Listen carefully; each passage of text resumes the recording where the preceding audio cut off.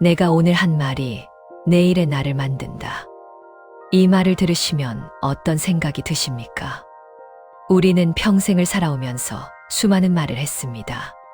기쁠 때도 슬플 때도 화날 때도 고마울 때도 말로 표현했습니다.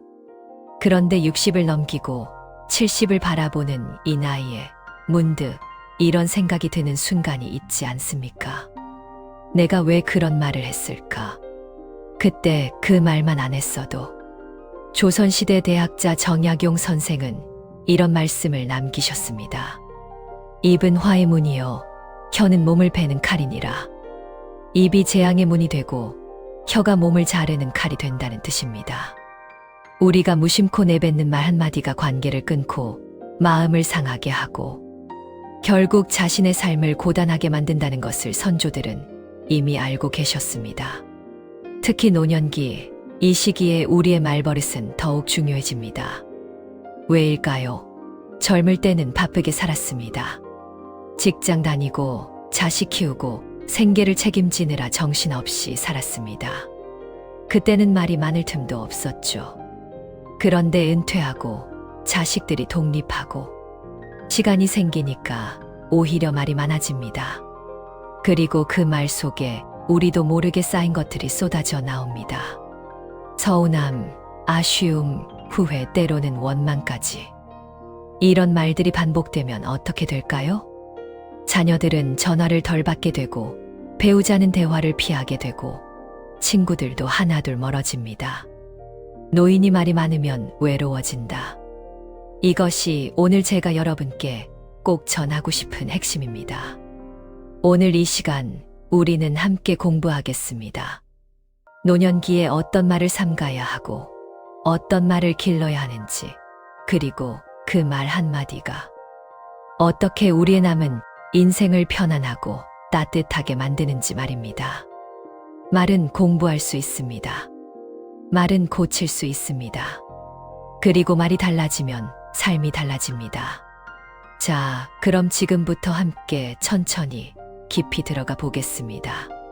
정약용 선생은 또 이런 말씀을 하셨습니다. 말은 마음의 소리요, 마음은 몸의 주인이니라. 말이 마음의 소리라는 것, 이 얼마나 정확한 표현입니까? 우리가 무슨 말을 하는지 들어보면 그 사람의 마음 상태를 알 수 있습니다. 마음이 평안한 사람은 말도 평안합니다. 마음이 불안한 사람은 말도 뾰족하고 날카롭습니다. 특히 우리 시니어 세대는 이 점을 조심해야 합니다. 왜냐하면 나이가 들수록 감정 조절이 어려워지기 때문입니다. 의학적으로도 그렇습니다. 전두엽 기능이 약간씩 떨어지면서 충동 조절이 젊을 때만 못합니다. 그래서 화가 나면 바로 입 밖으로 나오고 짜증이 나면 즉시 표현됩니다. 이것이 반복되면 어떻게 될까요?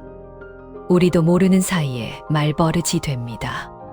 그리고 그 말버릇이 우리 인생의 업, 즉 카르마가 되는 것입니다. 그럼 시니어들에게 자주 생기는 말버릇 문제는 무엇일까요? 저는 오랜 관찰과 경험을 통해 5가지를 발견했습니다. 첫째, 과거를 끊임없이 이야기하는 습관입니다. 내가 젊었을 때는 말이야.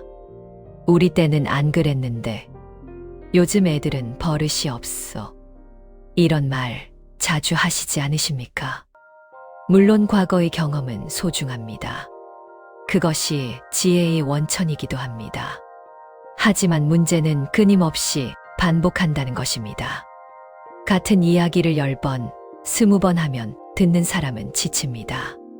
특히 자녀들은 또 그 이야기야 하면서 마음의 문을 닫아버립니다. 둘째, 불평과 푸념이 일상이 되는 것입니다. 다리가 아파 죽겠어. 요즘 세상 참 살기 힘들어. 이것도 안 되고 저것도 안 되고. 나이가 들면 몸도 불편하고 세상도 변해서 적응하기 힘듭니다. 그 심정 충분히 이해합니다. 하지만 이런 말을 습관처럼 하면 듣는 사람도 기운이 빠지고 본인도 점점 더 부정적인 사람이 됩니다. 말이 생각을 만들고 생각이 현실을 만들기 때문입니다. 셋째, 자녀를 간섭하고 비교하는 말입니다. 내 동생은 안 그러는데 너는 왜 그러니? 옆집 며느리는 참 잘하던데. 그렇게 살면 안 돼. 내 말 들어야 해. 자녀를 사랑하는 마음에서 나온 말입니다. 잘 되기를 바라는 마음이죠. 하지만 성인이 된 자녀에게 이런 말은 사랑이 아니라 간섭이 됩니다. 그리고 그 간섭이 쌓이면 자녀는 부모와의 거리를 두게 됩니다. 넷째, 체념과 포기의 말투입니다. 이제 나이도 많은데 뭐. 나 같은 늙은이가 뭘 하겠어. 별 수 있나. 이렇게 사는 거지. 이런 말을 자주 하면 정말로 그렇게 됩니다.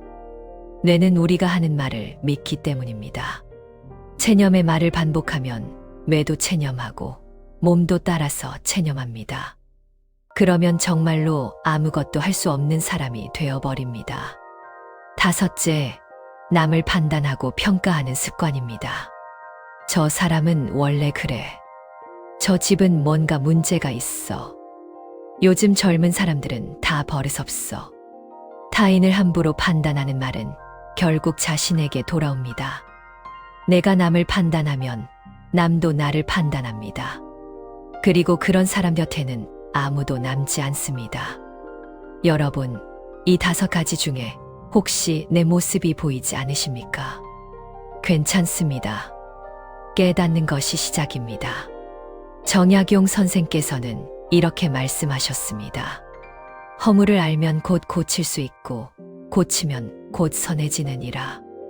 허물을 아는 것이 첫걸음입니다. 지금 우리는 그 첫걸음을 함께 걷고 있는 것입니다. 이제 좀 더 구체적으로 들어가 보겠습니다. 노년기에 우리가 특별히 삼가야 할 말이 있습니다. 정약용 선생의 가르침과 현대 심리학, 그리고 실제 생활의 지혜들. 종합하면 7가지로 정리할 수 있습니다. 첫째, 비난과 원망의 말입니다. 내가 잘못했어. 다 내 탓이야. 내가 이렇게 된 게 다 누구 때문인데. 비난은 관계를 끊는 가장 빠른 방법입니다. 특히 배우자에게, 자녀에게 비난의 말을 반복하면 그들은 마음의 문을 닫습니다. 비난받는 사람은 방어적이 되고 결국 소통이 단절됩니다. 예를 들어 봅시다. 남편이 집안일을 거들지 않는다고 합시다. 이때 당신은 맨날 그 모양이야. 나한테 관심도 없지. 이렇게 말하면 어떻게 될까요? 남편은 화가 나고 더 안 하게 됩니다. 하지만 여보, 오늘 제가 좀 힘드네요. 설거지 좀 도와주시면 안 될까요? 이렇게 부탁하면 어떨까요? 대부분의 경우 남편은 도와줍니다. 비난 대신 부탁을, 원망 대신 표현을 선택하십시오. 둘째, 과도한 푸념입니다. 허리가 아파서 죽겠어. 나는 팔자가 사나워. 내 인생 참 불쌍해. 가끔 하는 푸념은 감정의 배출구가 됩니다. 하지만 매일, 매 시간 푸념을 늘어놓으면 듣는 사람도, 말하는 본인도 지칩니다. 푸념은 습관이 되면 삶을 어둡게 만듭니다. 정약용 선생은 한 번 탄식하면 하루의 기운이 상하고, 한 번 원망하면 1년의 복이 달아난다고 하셨습니다. 푸념은 복을 달아나게 만듭니다. 셋째, 지나친 과거 회상입니다. 내가 젊었을 때는, 옛날에는 안 그랬는데, 우리 때는 이랬지. 과거는 소중합니다. 하지만 과거에만 살면 현재가 없어집니다. 특히 손주들에게 요즘 애들은 버릇없어. 우리 때는, 이런 말을 반복하면 손주들은 할머니, 할아버지를 꼰대로 여기게 됩니다. 과거 이야기는 일주일에 한두 번, 특별한 순간에만 꺼내십시오. 그리고 그 이야기도 교훈이 아니라 재미있는 추억으로 전하십시오. 넷째, 자녀를 비교하는 말입니다. 내 형은 안 그러는데, 옆집 아들은 벌써 집을 샀던데, 내 동생 며느리는 참 효자야. 비교는 사랑이 아닙니다. 비교는 상처입니다. 자녀는 비교받을수록 열등감을 느끼고 부모를 원망하게 됩니다. 각자의 삶이 있고 각자의 속도가 있습니다. 비교하는 말 대신 인정하는 말을 하십시오. 내가 참 열심히 사는 거 엄마가 알아. 이 한마디가 자녀의 마음을 따뜻하게 만듭니다. 다섯째, 체념과 자기 비하의 말입니다. 나 같은 늙은이가 뭘 하겠어. 이제 쓸모없는 사람이야. 나이 먹으면 다 그런 거지 뭐. 이런 말은 자신을 무너뜨립니다. 말은 자기 최면입니다. 매일 나는 쓸모없다고 말하면 정말로 쓸모없는 사람이 됩니다. 뇌는 우리가 하는 말을 진실로 받아들이기 때문입니다. 나이는 숫자일 뿐입니다. 70세에도 새로운 취미를 시작할 수 있고 80세에도 배울 수 있습니다. 체념의 말을 버리고 가능성의 말을 하십시오. 여섯째, 건강 걱정의 과장입니다. 나 이러다 죽을 것 같아. 나 큰 병 걸린 것 같아. 나 이제 얼마 못 살 거야. 물론 건강은 중요합니다. 불편한 곳이 있으면 병원에 가야 합니다. 하지만 문제는 과장입니다. 조금만 아파도 큰일 났다고 말하면 자녀들은 걱정하다가 나중에는 무감각해집니다. 늑대 소년 이야기처럼요. 건강 이야기는 정확하게 필요할 때만 하십시오. 일곱째, 타인에 대한 판단과 험담입니다. 저 사람은 원래 성격이 나빠. 저 집은 문제가 많아. 요즘 젊은 사람들은 예의가 없어. 타인을 판단하는 말은 부메랑이 됩니다. 내가 남을 판단하면 남도 나를 판단합니다. 그리고 판단하는 사람 곁에는 아무도 오래 머물지 않습니다. 정약용 선생은 남의 허물을 말하지 말고 자신의 허물을 살피라고 하셨습니다. 타인을 보는 시간에 자신을 돌아보는 것, 그것이 지혜입니다. 여러분, 이 7가지 말을 기억하십시오. 그리고 오늘부터 하나씩 천천히 줄여나가십시오. 단번에 모두 고칠 수는 없습니다. 하지만 하루에 하나씩만 의식하고 줄여도 한 달이면 눈에 띄게 달라집니다. 이제 삼가야 할 말을 살펴보았으니 길러야 할 말을 공부해 봅시다.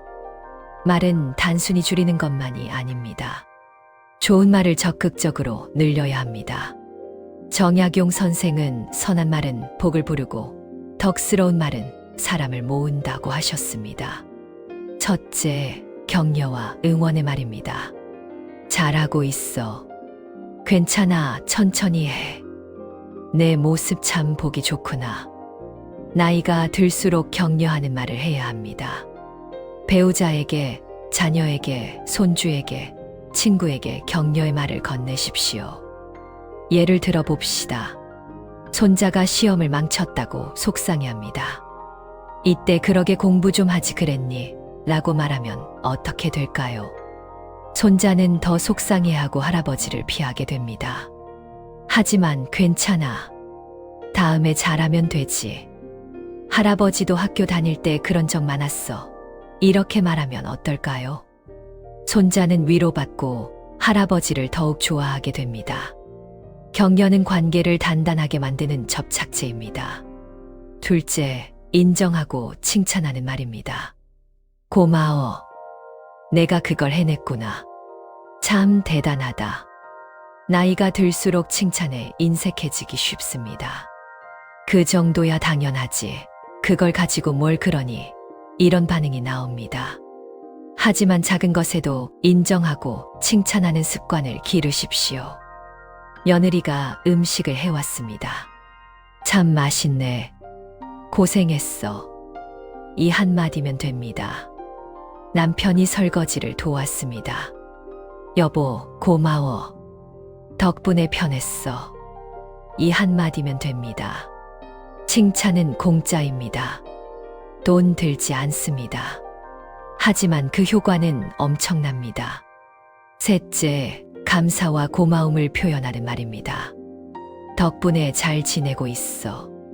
내가 있어서 참 든든해. 고맙습니다. 감사는 노년기의 가장 큰 덕목입니다. 젊을 때는 내가 해줬는데 뭐라고 생각하기 쉽습니다. 하지만 나이가 들면 깨닫게 됩니다. 내가 받은 것이 얼마나 많은지를요. 배우자가 평생 옆에 있어준 것, 자녀들이 건강하게 자란 것, 친구들이 함께 해준 것, 이 모든 것이 감사한 일입니다. 하루에 한 번 감사의 말을 하십시오. 아침에 일어나서 오늘도 살아있어 감사합니다 라고 중얼거리는 것부터 시작하십시오.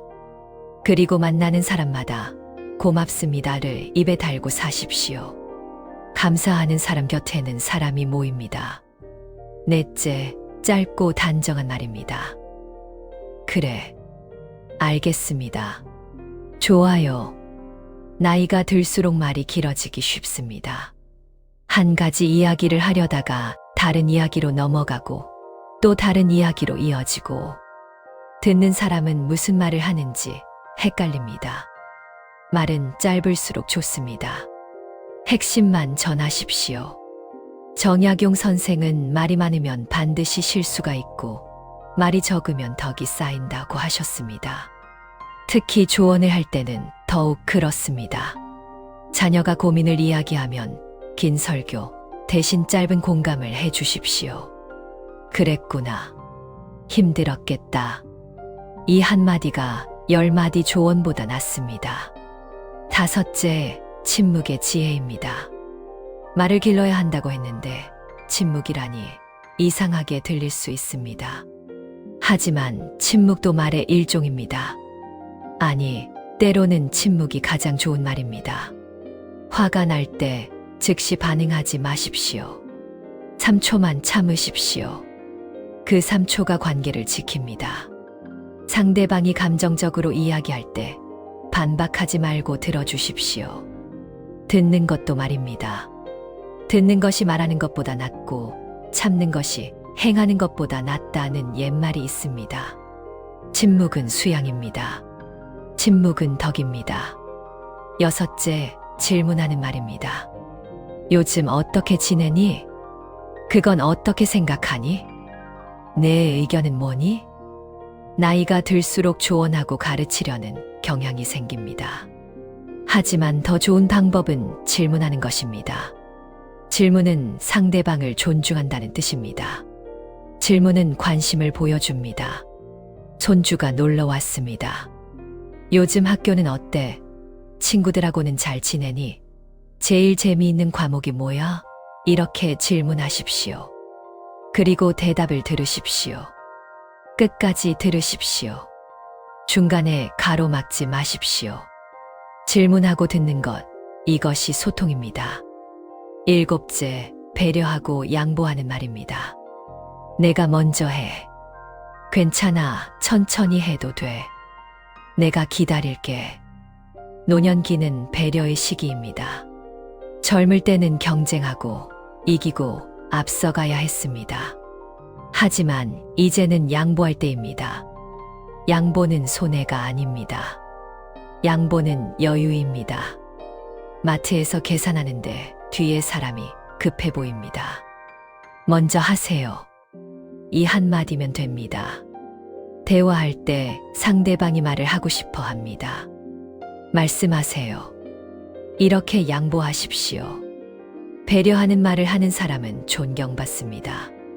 그리고 그런 사람 곁에는 항상 사람이 있습니다. 여러분, 이 7가지 말을 기억하십시오. 삼가야 할 말을 줄이고 길러야 할 말을 늘리십시오. 그러면 놀라운 변화가 일어납니다. 그 변화에 대해 이제 이야기해 보겠습니다. 정약용 선생은 이렇게 말씀하셨습니다. 말을 바르게 하면 몸이 편안하고, 몸이 편안하면 마음이 평온하며, 마음이 평온하면 만사가 순탄하니라. 말이 바뀌면 삶이 바뀐다는 것입니다. 이것은 단순한 격언이 아닙니다. 실제로 작동하는 원리입니다. 어떻게 작동하는지 살펴봅시다. 첫째, 인간관계가 회복됩니다. 말버릇을 고치면 가장 먼저 느끼는 것이 인간관계의 변화입니다. 비난하는 말을 줄이고 격려하는 말을 늘리면 배우자가 달라집니다. 표정이 밝아지고 대화가 늘어나고 함께 웃는 시간이 많아집니다. 자녀와의 관계도 마찬가지입니다. 간섭하는 말을 줄이고 인정하는 말을 늘리면 자녀들이 전화를 더 자주 합니다. 찾아오는 횟수가 늘어납니다. 손주들도 할머니, 할아버지를 좋아하게 됩니다. 친구 관계도 개선됩니다. 푸념하는 말을 줄이고 긍정적인 말을 늘리면 친구들이 먼저 연락합니다. 같이 차 마셔 가자, 산책하자, 이런 연락이 늘어납니다. 왜 이런 일이 일어날까요? 사람은 본능적으로 긍정적인 에너지를 가진 사람에게 끌리기 때문입니다. 부정적인 말을 쏟아내는 사람 곁에는 아무도 오래 머물지 않습니다. 하지만 따뜻하고 긍정적인 말을 하는 사람 곁에는 자연스럽게 사람이 모입니다. 둘째, 정신 건강이 좋아집니다. 현대 심리학에서는 이것을 인지행동 치료라고 부릅니다. 우리가 하는 말이 생각을 바꾸고 생각이 감정을 바꾸고 감정이 행동을 바꾼다는 것입니다. 매일 나는 쓸모없어 라고 말하면 우울해집니다. 하지만 나는 아직 할 수 있는 게 많아 라고 말하면 희망이 생깁니다. 매일 다리가 아파 죽겠어 라고 말하면 통증이 더 크게 느껴집니다. 하지만 오늘은 어제보다 나아 라고 말하면 실제로 통증이 줄어듭니다. 이것은 플라시보 효과와 비슷합니다. 우리 뇌는 우리가 하는 말을 믿습니다. 그리고 그 믿음에 따라 호르몬을 분비하고 면역 체계를 조절하고 심지어 통증 인식까지 바꿉니다. 실제로 많은 연구가 이를 증명합니다. 긍정적인 말을 하는 노인들은 우울증 발생률이 낮고 인지 기능이 오래 유지되며 삶의 만족도가 높습니다. 셋째, 신체 건강에도 영향을 줍니다. 믿기 어려우시겠지만 말버릇은 건강과도 연결됩니다. 부정적인 말을 반복하면 스트레스 호르몬인 코르티솔이 증가합니다. 코르티솔이 만성적으로 높으면 면역력이 떨어지고 혈압이 오르고 염증 반응이 증가합니다. 반대로 긍정적인 말, 감사하는 말을 하면 세로토닌과 도파민 같은 행복 호르몬이 분비됩니다. 이 호르몬들은 면역력을 높이고 혈압을 안정시키고 통증을 줄여줍니다. 또한 좋은 말버릇은 사회적 연결을 강화합니다. 사회적 고립은 흡연만큼이나 건강에 해롭다는 연구 결과가 있습니다. 말을 잘하는 사람은 고립되지 않습니다. 사람들과 연결되어 있고 그것이 건강을 지켜줍니다. 넷째, 가족 전체의 분위기가 바뀝니다. 한 사람의 말버릇이 바뀌면 가족 전체가 바뀝니다. 할아버지가 푸념을 줄이고 격려를 늘리면 할머니도 따라서 밝아집니다. 부모가 밝아지면 자녀들도 집에 오는 것을 즐거워합니다. 손주들도 할머니, 할아버지 댁에 가고 싶어 합니다. 반대로 한 사람이 계속 부정적인 말을 하면 가족 전체가 무겁습니다. 명절이 두렵고 모임이 부담스럽고 서로 피하게 됩니다. 여러분, 한 사람의 변화가 가족 전체를 바꿉니다. 그리고 그 변화의 시작은 말입니다. 다섯째, 삶의 의미가 회복됩니다. 가장 중요한 변화는 이것입니다. 말버릇을 고치면서 삶의 의미를 되찾게 됩니다. 노년기에 많은 분들이 나는 이제 쓸모없다, 나는 짐이다 라고 느낍니다. 하지만 그것은 사실이 아닙니다. 여러분이 하는 따뜻한 말 한마디가 누군가에게는 큰 위로가 됩니다. 여러분이 건네는 격려 한마디가 자녀에게는 힘이 됩니다. 여러분이 보여주는 긍정적인 태도가 손주들에게는 삶의 교훈이 됩니다. 좋은 말을 하는 것, 그 자체가 의미 있는 일입니다. 그것이 바로 노년기의 역할입니다. 가르치는 것이 아니라 보여주는 것, 간섭하는 것이 아니라 응원하는 것, 그것이 어른의 역할입니다. 정약용 선생은 덕을 쌓는 것이 자손에게 물려줄 최고의 재산이라고 하셨습니다. 좋은 말버릇은 덕입니다. 그리고 그 덕은 자손 대대로 이어집니다. 여러분, 말버릇 하나를 바꾸는 것이 이렇게 큰 변화를 가져옵니다. 관계가 좋아지고 마음이 편안해지고 몸이 건강해지고 가족이 화목해지고 삶에 의미가 생깁니다. 이제 마지막으로 구체적으로 어떻게 실천할 것인지 함께 공부해 봅시다. 아는 것과 하는 것은 다릅니다. 정약용 선생도 지행합일, 즉 아는 것과 행하는 것이 하나가 되어야 한다고 강조하셨습니다. 그럼 이제 구체적인 실천 방법을 알려드리겠습니다. 오늘부터 당장 시작할 수 있는 5가지 훈련법입니다. 첫 번째 훈련 3초 멈추기. 화가 나거나 짜증이 날 때 즉시 말하지 마십시오. 3초만 기다리십시오. 하나, 둘, 셋. 이 3초가 관계를 지킵니다. 구체적인 방법은 이렇습니다. 화가 치밀어 오르면 입을 다물고 코로 깊게 숨을 들이마시십시오. 그리고 천천히 내쉬십시오.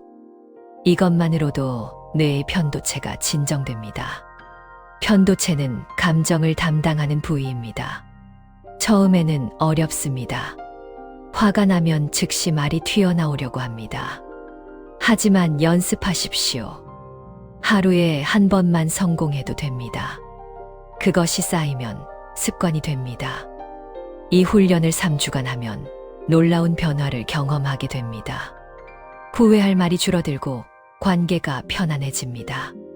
두 번째 훈련 문장 반으로 줄이기. 말이 길어지는 습관을 고치는 훈련입니다. 하고 싶은 말을 마음속으로 먼저 정리하십시오. 그리고 그 절반만 입 밖으로 내십시오. 예를 들어 봅시다. 자녀가 늦게 온다고 합니다.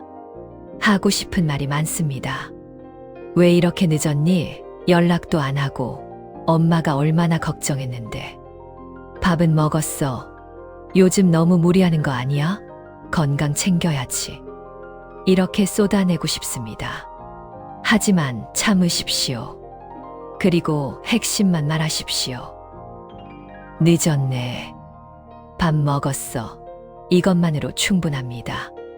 짧은 말이 더 진심이 전해집니다. 매일 저녁, 오늘 내가 한 말 중에 길었던 것을 떠올려 보십시오. 그리고 어떻게 줄일 수 있었을지 생각해 보십시오. 이 연습이 쌓이면 자연스럽게 간결하게 말하는 습관이 생깁니다. 세 번째 훈련, 하루 한 번 칭찬하기. 매일 최소 한 사람에게 칭찬하십시오. 배우자에게, 자녀에게, 손주에게, 이웃에게, 심지어 마트 직원에게도 좋습니다. 고생하셨어요. 오늘 기분 좋아 보이네요. 친절하게 해주셔서 감사합니다. 이런 작은 칭찬이면 됩니다. 처음에는 어색합니다. 평생 칭찬을 잘 안 하고 살았다면 더욱 그렇습니다. 하지만 억지로라도 하십시오. 그러면 점점 자연스러워집니다. 칭찬을 하면 신기한 일이 생깁니다. 상대방도 기분이 좋아지지만 칭찬을 한 본인도 기분이 좋아집니다. 긍정적인 말을 하면 뇌에서 도파민이 나오기 때문입니다. 수첩에 기록하십시오. 오늘 누구에게 무슨 칭찬을 했는가? 한 달만 해보십시오. 삶이 달라집니다. 네 번째 훈련 감사 일기 쓰기. 매일 자기 전에 5분만 시간을 내십시오. 그리고 오늘 감사한 일 3가지를 적으십시오. 크고 특별한 일일 필요 없습니다. 오늘 날씨가 좋았다. 아침에 먹은 죽이 맛있었다. 며느리가 전화해서 안부를 물었다. 이런 작은 것들로 충분합니다. 감사 일기를 쓰면 뇌가 감사할 것을 찾는 훈련이 됩니다. 그러면 일상에서 불평할 것보다 감사할 것이 더 많이 보입니다. 감사 일기는 과학적으로도 효과가 입증되었습니다. 감사 일기를 쓰는 사람은 우울증이 줄고 행복도가 높아지고 수면의 질이 좋아진다고 합니다. 노트 한 권을 준비하십시오. 그리고 오늘 밤부터 시작하십시오. 한 달 후 그 노트를 다시 읽어보십시오. 자신의 삶이 얼마나 풍요로운지 깨닫게 될 것입니다. 5번째 훈련, 침묵 연습. 하루에 1시간, 의식적으로 말을 줄이는 연습을 하십시오. 꼭 필요한 말만 하고 나머지는 듣는 시간으로 삼으십시오. 특히 배우자나 자녀와 대화할 때 이 연습을 해보십시오. 상대방이 이야기할 때 중간에 끊지 말고 끝까지 들어주십시오. 조언하고 싶고 가르치고 싶고 내 의견을 말하고 싶겠지만 참으십시오. 그냥 그랬구나. 힘들었겠다. 내 말이 맞네. 이 정도만 반응하십시오. 놀랍게도 대부분의 경우 사람들은 조언을 원하는 게 아닙니다. 그냥 들어주는 것만으로도 충분합니다. 침묵 연습은 수양입니다. 옛 선비들도 말을 아끼는 것을 큰 덕목으로 삼았습니다. 정약용 선생은 말을 적게 하는 사람은 복이 많고 말을 많이 하는 사람은 근심이 많다고 하셨습니다. 여러분, 이 5가지 훈련을 기억하십시오. 3초 멈추기, 문장 줄이기, 하루 한 번 칭찬, 감사일기, 침묵 연습. 한꺼번에 다 하려고 하지 마십시오. 이번 주에는 3초 멈추기만 집중하십시오. 다음 주에는 칭찬하기를 추가하십시오. 이렇게 하나씩 쌓아가십시오.